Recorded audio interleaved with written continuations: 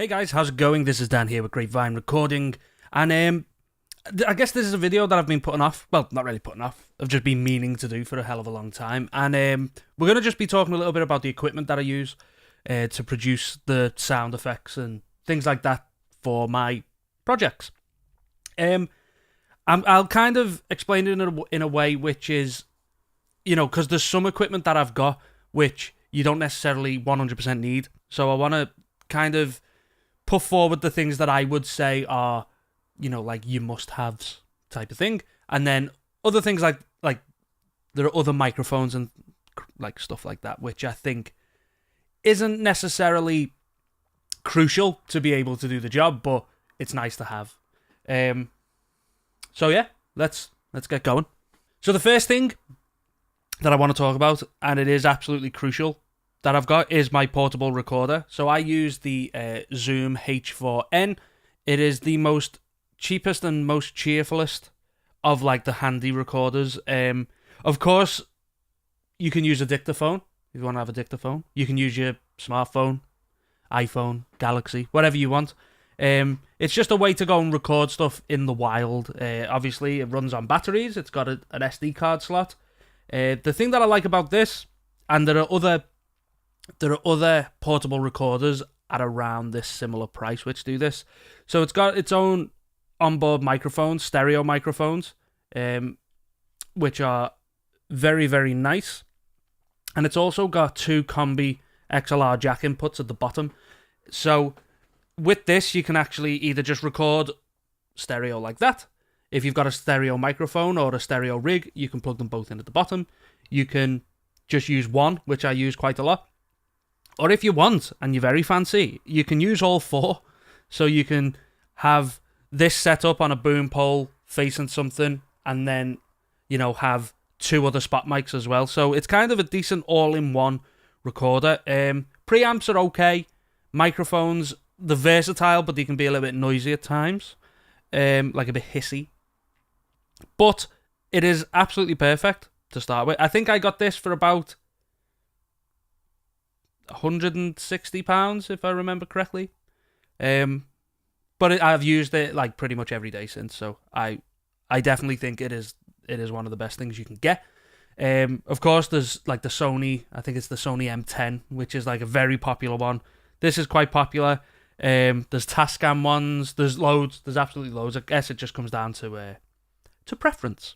Next up, I've got my trusty shotgun microphone, which is this. It is the Rode NTG2 shotgun microphone. It's a short shotgun condenser. It's not one of the obviously stupidly long ones, as you can see. With this, you can see that it is in the Rode pistol grip. So I got one of them. I got a very, very good price on a pistol grip and a blimp.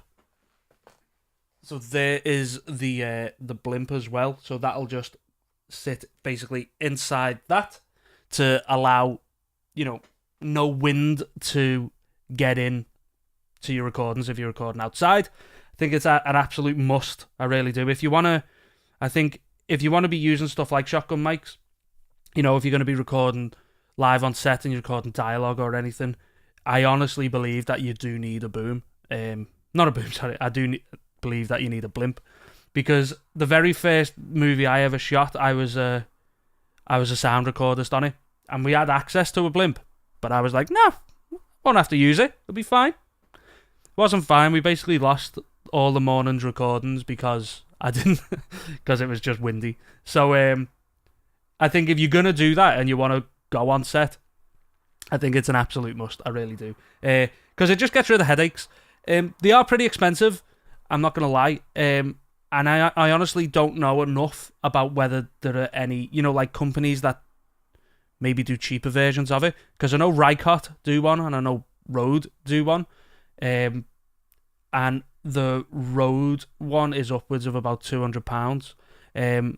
I was on a group on Facebook, which is kind of like the filmmakers group of my city, and there was a guy who was selling one, and I honestly think I got the blimp, the dead cat windshield, what else did I get? I got like a mic pouch and a mic clip for about £120. So, you know, it was in perfect condition, come in the box, which was great. So yeah, don't be scared to search eBay and search, you know, like Gumtree or Craigslist, wherever you are from. It's definitely, if you can find these bargains, definitely use them. So yeah, the pistol grip as well, what's cool about that is that it allows you to, you know, change the angle of it. And when you're holding it, it reduces a hell of a lot of, you know, like handling noise. You don't get that really low frequency rumble or anything like that. This also has a low pass filter. No, it has a high pass filter. God, I'm an idiot. It has a high pass filter. It also runs off phantom power or off batteries. You can open this up, put batteries in. The H4N supplies phantom power, so I just use that. And it's pretty darn good. Pretty darn good. I love it. And again, something that I use pretty much every day. So before we go any further, I just want to quickly talk about some of the attachments. Well, I guess attachments. Things that you can, optional extras that you get for these microphones. The one that you get with it is this Rode windshield that just slides over the edge. Like so. That will help reduce some noise. I wouldn't really recommend it for outside work, just because, you know, the wind is unruly and usually a lot more powerful. I think this is good if you just want an internal, you know, shotgun, like voiceover type thing, and it just gets rid of some of the plosives and things like that, which is, it's perfect for that. Then you get the dead wombat, I believe this one is. Was this the... No, this one's the dead cat. So that one would just slide over this one. And then basically this offers a little bit more protection. Don't worry, I can't get it on properly because the bracket is in the way. But that goes pretty much further down. Again, more protection. You could give it a go using it outside. Again, any strong wind stuff, it wouldn't really help that much. If you're in like a, you know, you're outside and it's just like light wind, or you're kind of in an interior, stuff like that, I'd recommend using that. And then with the Blimp, if you imagine that this is now inside the Blimp, which it is not, what this does, you can put the microphone just inside this and leave it like that. And again, that'll offer more protection again from the ones that we've just looked at. But in the very, very high winds, you've got to lash the dead cat on. So the dead cat, usually in some cases I've seen that you've got to buy it separate, which I think is ridiculous because it's kind of all part of the same thing. That just goes over like so. The pistol grip comes out the bottom. You tighten all that so it, you know, closes in. And, you know, it kind of looks like what you'd expect one to look like. This is pretty perfect in my opinion. I've only used the shotgun mic inside it, so I haven't used like a large condenser or, you know, like a stereo condenser or anything like that. So I can't really speak for them. But I've never had that much trouble with wind when I've got like the whole thing on, which is pretty great. But this now moves us perfectly onto the next thing, which is using a boom pole. So this is a Rode Micro boom pole. I think it's only about 5 meters. Don't quote me on that because I'm not entirely sure. Very lightweight. I know all the boom poles are very lightweight, but I got this basically just because I thought I was going to be doing more live work, like on set work, than I actually ended up doing. But it's really good just to increase angles. So if you want to get an angle for, say, like if you've got the Blimp, and you want to get some sounds of trees rustling and you can't reach, you know, it's just a reacher.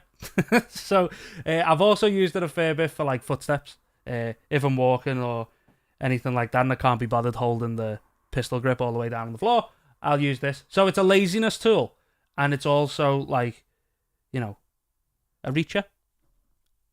Kind of does exactly what it is. I think some boom poles go stupidly expensive. Like the big boom poles for Rode are about 80 quid. I think this was about 20.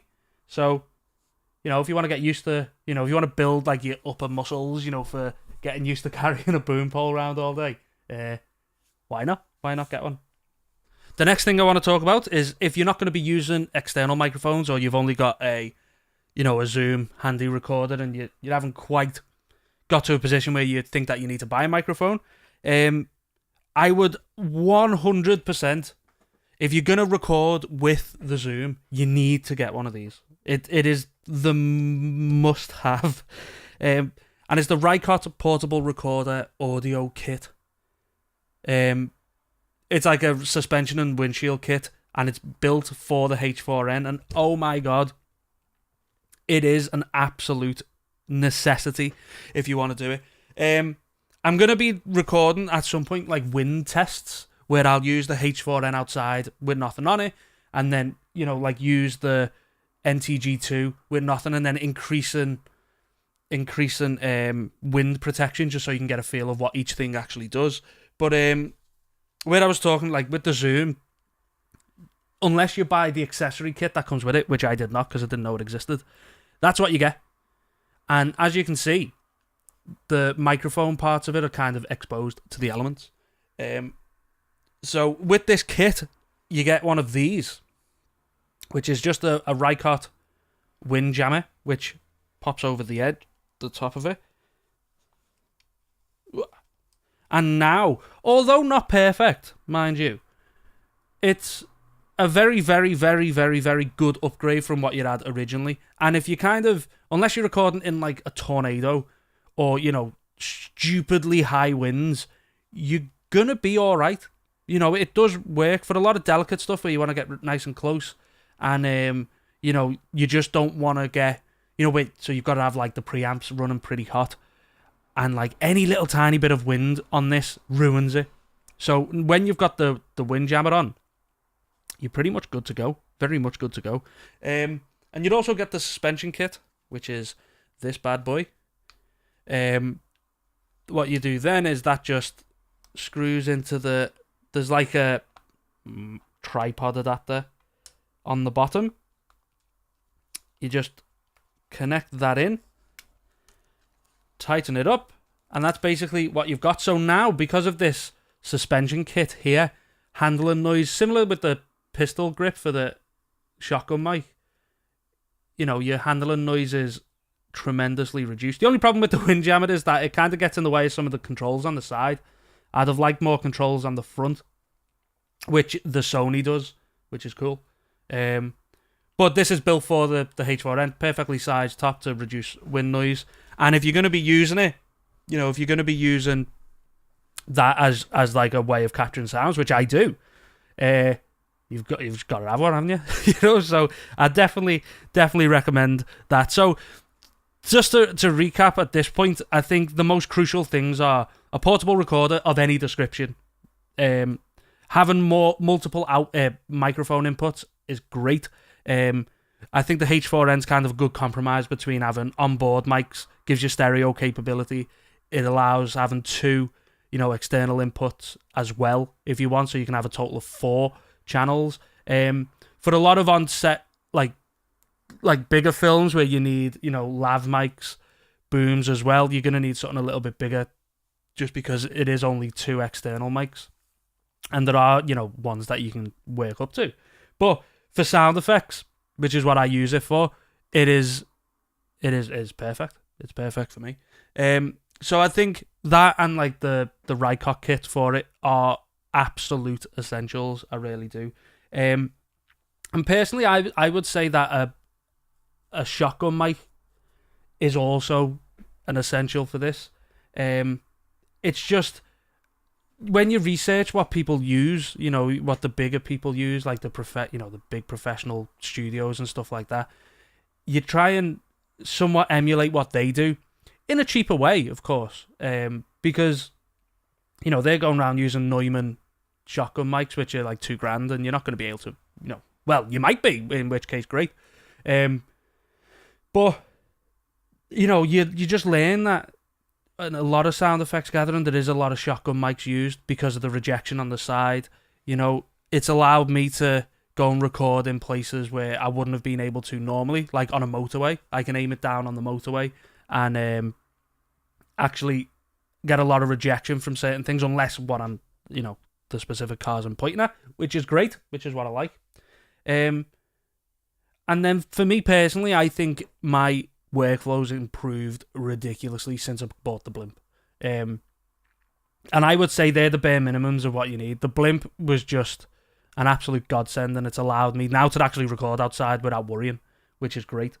So we'll have a quick look at some other things that I've got. These aren't crucial. These are just there to give you an idea of, I use them every now and again. So first of all, I've got SE Electronics X1 microphone. I bought this microphone basically because it was in a package deal with some guy, which had the Rode, podcast arm, radio arm type thing. And I really wanted that, but that was in the deal as well. So I got that. I used this when I had a gaming channel. I used this a hell of a lot in place of the SM7.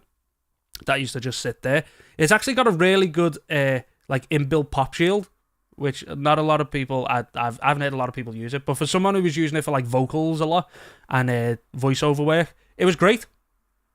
Perfect. Very cheap. It's got a pad and a high pass filter on it. Cheap and cheerful, but it's exactly what you want. The very first microphone I ever got was this. My grandfather bought me this. It is a Rode NT1A, allegedly the world's quietest studio microphone. I use this if I'm recording songs, and I use sing, guitar. I've recorded a lot of footsteps on this, but to mixed results, it didn't really sound like footsteps. So I pretty much use my shotgun mic for any footstep type work. Again, with these mics, I wouldn't really use them outside unless you've got a decent, wind rejection system, which I do not have. But perhaps I could put the Rode one over it, if it'll work. If I could put the Rode one, the NT, yeah, that'd work, wouldn't it? There you go. Yeah. It's not the most snug fit, but it might work. You can give that a go. This is the one mic that has got ridiculous sentimental value for me. Being the first microphone, being it one that my granddad bought me, I'll never ever get rid of it. It is probably my favourite microphone, and yeah, it is what it is. This one is the beast, I call it. It's the Shure SM7B. I got this for around Christmas last year. I've always wanted one. Always wanted one. A lot of people always want a U47, U87, a C12, something like that. Always wanted an SM7. Pretty much because the Fleet Foxes used it live. Dan Auerbach from the Black Keys uses it. And it's pretty much one of the nicest sounding vocal mics, even just for voiceovers. It doesn't really work that well with me because I talk off the side to look at yous. But it's great. I absolutely love it. So yeah, that's this microphone. But I want to get into very quickly talk about my quirky microphones, if you would let me. So let me go and get them. So first of all, I want to discuss this little beast. This is a contact microphone, or a contact transducer, and pretty much this, you could scream into this and you wouldn't hear anything. You attach it to a surface or to an object, and it basically just works off the vibration of the actual object. So if you think of the movie Gravity, pretty much all of that was shot with these on everything, because it only works if it's stimulated by touch. So that's cool. I recorded something yesterday where I stuck it onto the back window of my car and drove around a little bit. This isn't the best one. This isn't the best one in the world. So it didn't sound, it was a bit clicky and lo-fi, if you will. But it was sound. It was good. It was a good little idea. I've used this a lot. If you put it on boxes and then move boxes and things like that, that grinding noise. You can put it on. I've got a big deck outside, and I've stuck it on the deck quite far away, and then drag stuff across the deck. At the other side of the garden, which yields some pretty decent and interesting results. So give it a go. This was about £6 off eBay, so with free delivery, so why not? Next, I want to talk about my studio microphone, professional large diaphragm studio recording microphone that I got off eBay for £8. Warren Hewitt from Produce Like a Pro's just released a video where he talks about recording music and stuff with one of these, because I think he paid about $30 for this. Go and check it out. Very, very, very interesting. So you know what I was saying? I've got like the SC-X1 and the Rode NT1. This is kind of like all of that, but for less than a tenner. So it's called a BM800. It's just one of them. It looks pretty decent. You get a lot of things with it. You get a little windshield, a suspension shock mount, a cable, and like a little audio interface type thing, which is like a USB just to the little tiny 3.5mm jacks. It's cool, you know. It is a decent little mic. It works exactly how you'd imagine it to work. Frequency response isn't the best. It hasn't got the best high end in the world, but for no money, for virtually no money, you can use this as a sound effects microphone, no problem. It makes a little, it rattles a bit when you move it. So if you didn't have, a £300 mic and you just had your little portable recorder, or you'd had a portable recorder which didn't have, onboard microphones, or maybe you don't even have a portable recorder, you can just plug that into your computer and just record stuff in front of it. You can rattle your keys in front of it. Don't hit it like I've just done. Rattle your, just any little Foley bits or any little sound effects that you've got like in your near vicinity, you can absolutely use. And that's the one thing that I want to focus on moving forward is, showing kind of like the other ways of doing stuff. Like, I wish I had, a $7,000 sound devices recorder, but I don't. But I kind of still make do with what I've got, and I want to kind of show that to users. It's all about what's in your head, I think. Your creativity on how to get certain sounds and how to manipulate them when you're inside the box. Yeah, a lot of it's to do with the microphones and the recording technique, but that's stuff you learn. You can do that with a $50 microphone. You don't need a $50,000 microphone to do it. So I'm going to focus a little bit more on that in the future as we move on. But the last ones I want to talk about, this is the last of my microphones, it's this. It's called a Takstar PCM 5400, and there's a fun story about these. Well, it might not be fun, but I used to be in a band a while back, and one of the guys in the band had a set of Takstar microphones, and they were probably some of the best sounding drum overhead microphones we'd ever heard, and he got them on eBay for, I think, about £25, let's just say. But after we had them, there was a producer or an engineer somewhere of note who said, "Oh, these Takstar microphones, get on them. They're great." Therefore, if you went on eBay and tried to find them, they were about £80. And at that point, I was like, I'm not paying £80 for microphones. So I didn't get them. Luckily, that time has now passed. And I've got two in this box, but you'd only get one in it. One of them cost £11 from China. So I got two, obviously. And these are just pencil condensers. So they're not matched pairs or anything like that. Some of the frequency response of both of them could very well be different from each other. I don't think they are, but they might be. But these are a little bit better made than the other one that I showed you before. A little bit more heft to them. And with these as well, what are really good is with like small diaphragm condensers, you can get a lot closer than you could with a large diaphragm, because it's a lot more sensitive in terms of like the high frequency. And I tend to use these for, like if I'm getting really close to something and it's a very delicate noise. Say again, like we can go back to our trusty keys.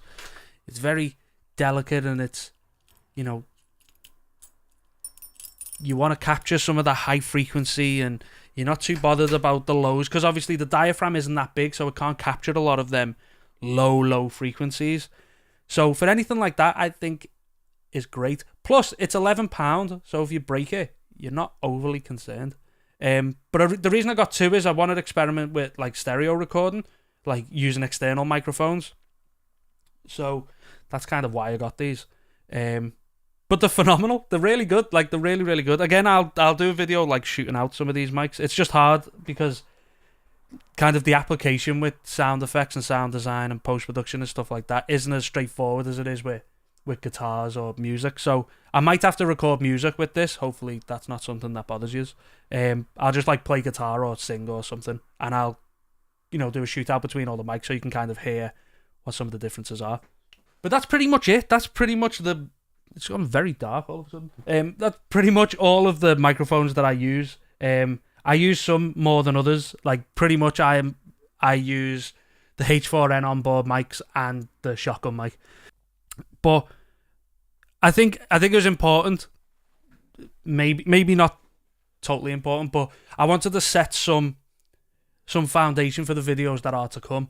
I'm working on a movie now, which I'm actually gonna, go and record more things, and I wanted to kind of just set the tone straight from the off, showing you the microphones that I've got, showing you the equipment that I use, so when we're actually out in the field, you aren't watching a video going like, what's he using there? Because I may not explain, there and then what stuff that I'm using. But, yeah. I don't know how long this video is. I do apologise if it's got very boring. But this is the foundation work. It's going to, let you know the equipment that I've got. And then we can move forward from there. So the next video is I'm going to be doing some more field recording. Hopefully you will enjoy that. But yeah, I'm looking forward to it. Thank you all for being here with me. If you've got any questions about any of the equipment that I use or any equipment that you might be wanting to buy and you want some opinions on, please let me know. I've kind of used and or seen most stuff. So, if you want to just kind of discuss some of them things in the comments, I will be here. I'll answer all the questions. But yeah, thanks all very much for watching. And I will see you all very soon.